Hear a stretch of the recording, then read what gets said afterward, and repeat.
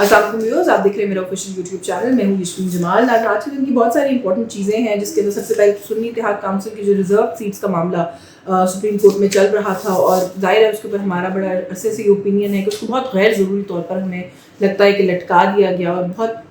मुख्तलिफ औकात पर ऐसा लगा कि फैसला बस आज आ जाएगा या कल आ जाएगा, लेकिन वो फिर हमने देखा कि समाअत पर समाअत, और उसके बाद फिर वो आगे जाता रहा सिलसिला। अभी भी आज जो है वो फैसला महफूज किया गया है, और जिन लोगों से जितना हम वेरीफाई कर सके, शायद कुछ मज़ीद दिन वो फैसला आने का अभी भी इम्कान नहीं है, फैसला महफूज ही रहेगा। तो अगेन उसके अंदर भी हम एक सेट ऑफ डिले देख रहे हैं कि शायद अभी भी मज़ीद कुछ दिन लगेंगे। जो खबरें हैं वो यही हैं कि शायद कोई 5-8 का फैसला है, और मेजॉरिटी जो है उसका इस वक्त ये ख्याल है और मानना है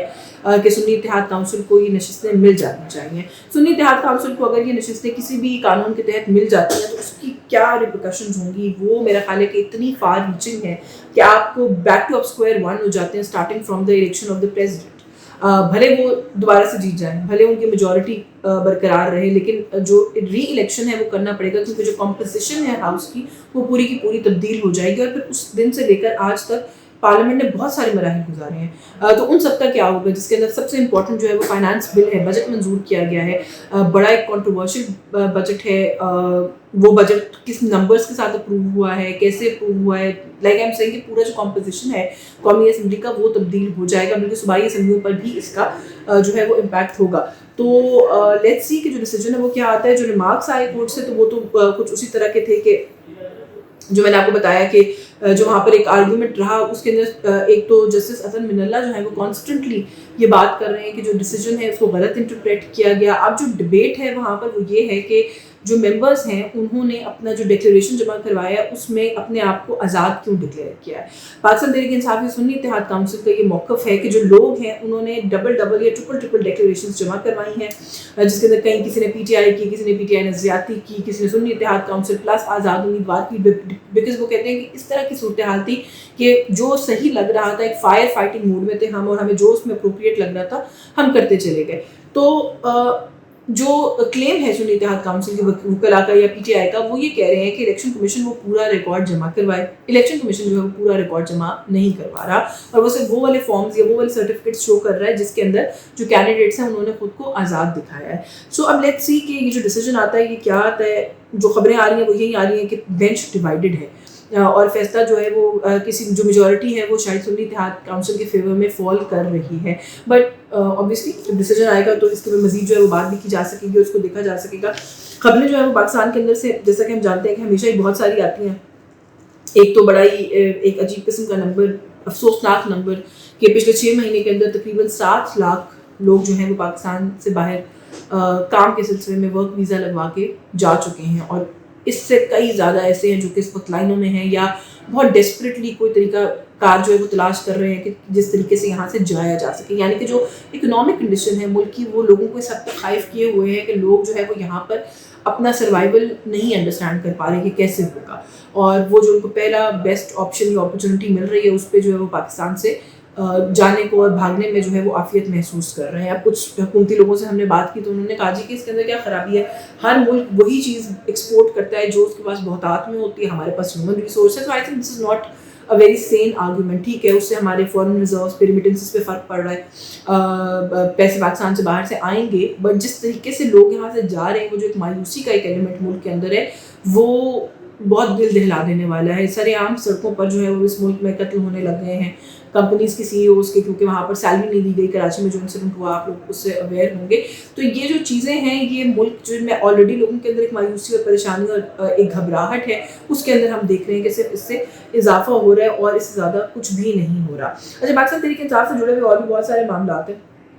एक तो अजहर मशवानी उनके सोशल मीडिया को डील करते हैं, उनके भाई जो है उनको अगवा कर लिया गया, अभी तक उसके ऊपर कोई अपडेट नहीं है कि वो कहाँ पर हैं। शहबाज गिल साहब ने भी सिमिलर ट्वीट किया और कहा जी कि उनके भाई जो कि एक प्रोफेसर हैं, उनका पॉलिटिक्स से कोई ताल्लुक नहीं है, वो भी गायब हैं, उनका भी कोई वेयर अबाउट्स का नहीं पता।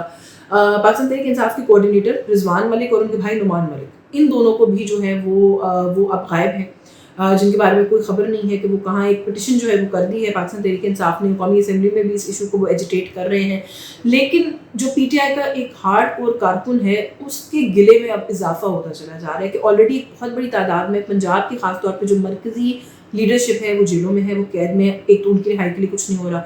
On top of everything else जो बानी PTI हैं उनकी रिहाई के लिए बहुत ही अच्छे बच्चों की तरह सर फेंक के कोर्ट्स के चक्कर ज़रूर लगा रहे हैं PTI के वकला, लेकिन वो जो अग्रेसिव पॉलिटिक्स PTI से एक्सपेक्ट की जाती है वो नहीं की जा रही। तो क्या क़यादत कॉम्प्रोमाइज्ड है, क़यादत कहीं से कोई इंस्ट्रक्शंस ले रही है, क़यादत खौफज़दा है, बस खाली सिंपली और डर गई है, क्योंकि अब ये जो दोनों का केस है इसके मामला है, इसके अंदर भी हमने जो 1-2 ट्वीट्स के अलावा कोई एग्रेशन नहीं देखा, कोई प्रेस कॉन्फ्रेंस नहीं देखी कि हमारा मीडिया कोऑर्डिनेटर उसका भाई का क्या कसूर है, कहाँ गए हैं, किधर गायब हो गए हैं, इनका कोई अता पता जो है वो हमें चाहिए। मतलब वो होता है ना, वो एक ड्राइव होती है कि नहीं जी ये तो एक मसला है, इसकी तह तक तो हम पहुँच के रहेंगे, वो ड्राइव जो है वो नहीं नज़र आ रही है, वो मिसिंग है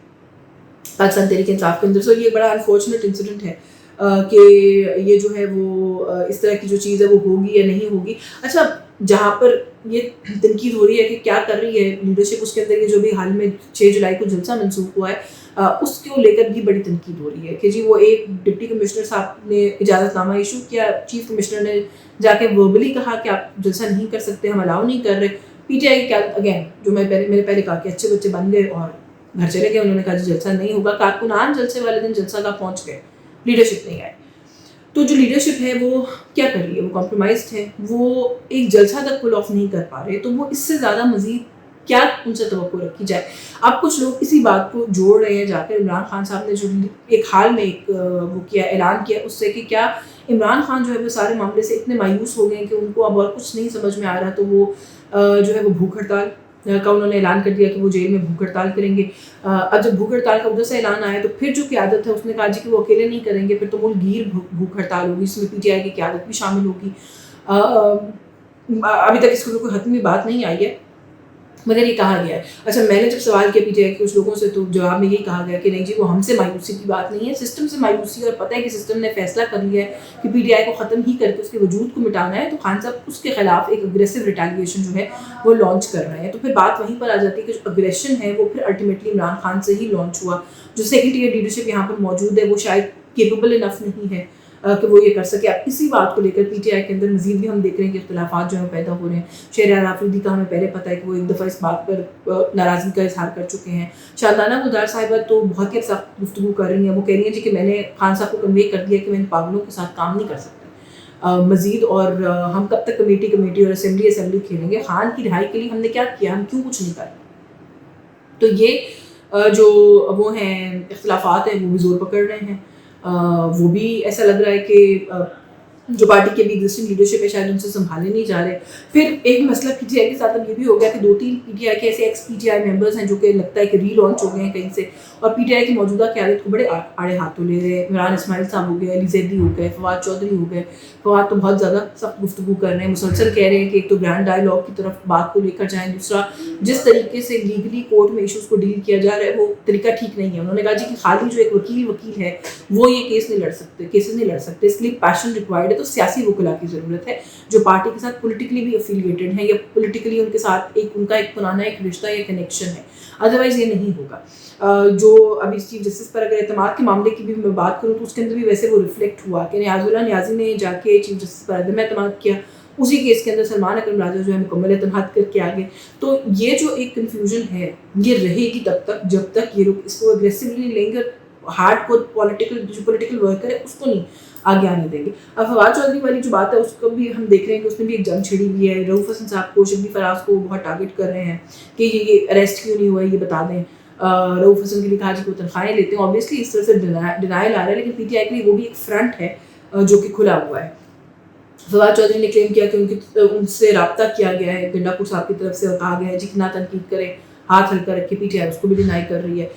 ये तो कुछ इश्यूज़ हैं जो हमने देखा कि इन दिनों में चल रहे हैं, लेकिन आज एक दिन को एक प्रेस कॉन्फ्रेंस भी सामने आई, जिस प्रेस कॉन्फ्रेंस को मैं ज़रूर 2 मिनट लूँगी कि जो खबर मानिका साहब हैं वो पहले तो जो डिले करने की दरख्वास्त थी कि समाज जो उसको कुछ अर्से के लिए मुलतवी किया जाए, वो दरख्वास्त मुस्तरद हुई। कोर्ट से जो इद्दत केस है उसके अंदर ये कहा, कोर्ट की तरफ से बहुत क्लियरली कहा जो जज मजूका हैं उन्होंने कि जी मैं 12 जुलाई तक इस केस का फैसला हर हाल में होना है। जैसे ही ये सेट बैक एक आया तो उसके फ़ौरन बाद जो है वो हमने देखा कि मानिका साहब मैदान में कूद पड़े और उन्होंने कहा जी कि मैं जो है वो इस बारे में बात करने के लिए आया हूँ कि मुझे मिलाइन किया जा रहा है सोशल मीडिया पर, मेरे बच्चों को मिलाइन किया जा रहा है सोशल मीडिया पर, हमें तनकीद का निशाना बनाया जा रहा है, जबकि बड़ी वाज़ेह बात है कि इस मामले के अंदर बुशरा बीबी और इमरान खान जो हैं वो मुजरिम हैं, तो हमें क्यों ड्रैग किया जा रहा है। तो इसके अंदर भी ये सवाल है कि आपका तो खैर ड्रैग होना बनता है मानिका साहब, क्योंकि जिस तरीके से आपका ये ख्याल है कि जो खातून आपके घर में इस वक्त मौजूद है सिर्फ वही आपकी इज़्ज़त है, बाकी किसी की तो कोई इज़्ज़त नहीं है, तो वो जो कॉन्सेप्ट है उससे तो कोई भी एग्री नहीं करेगा। मैं ये बात मुसलसल कह रही हूँ, फिर कहूँगी कि शर्मनाक केस है, ऐसा केस करते हुए आपको शर्म आनी चाहिए थी। बाकी रही आप बात आपके बच्चों की, तो बच्चे तो सर आपके अपने साथ खुद नहीं हैं, वो तो अपनी वालदा के साथ हैं, तो उनको कौन मिलान कर रहा है। ये चीज़ों को इमोशनल एंगल देकर पेश करना और उनको सेंसेशनलाइज करने की जो कोशिश है, अटेम्प्ट है, वो ना करें। वो उससे कोई फ़ायदा नहीं जो है वो हासिल होगा, क्योंकि लोगों को पता है व्हाट इज़ व्हाट। जहाँ पे कोई गलती है वो भी हम मानेंगे और कहेंगे जी कि दूसरे एंड पर गलती है, लेकिन जहाँ आप गलत हैं वहाँ आप गलत हैं, आप तस्लीम मत करें इस बात को, लेकिन जितना भी जोर लगा लें डिफेंड नहीं कर पाएंगे इस सूरत हाल को। ये मैं आपको बड़े अश्योरेंस के साथ जो है वो बता सकती हूँ। तो आपके बच्चों को कोई ड्रैग नहीं कर रहा, कोई मिलाइन नहीं कर रहा, आप जो ड्रैग हो रहे हैं वो आपका अपना करना है, उसकी वजह से ड्रैग हो रहे हैं। आज के इस ब्लॉग से बस यही कुछ, मुझे इजाज़त दीजिए। आपको ये कंटेंट पसंद आ रहा हो तो प्लीज़ हमारे चैनल को सब्सक्राइब कीजिए, कंटेंट को लाइक और शेयर कीजिए। अल्लाह हाफ़िज़।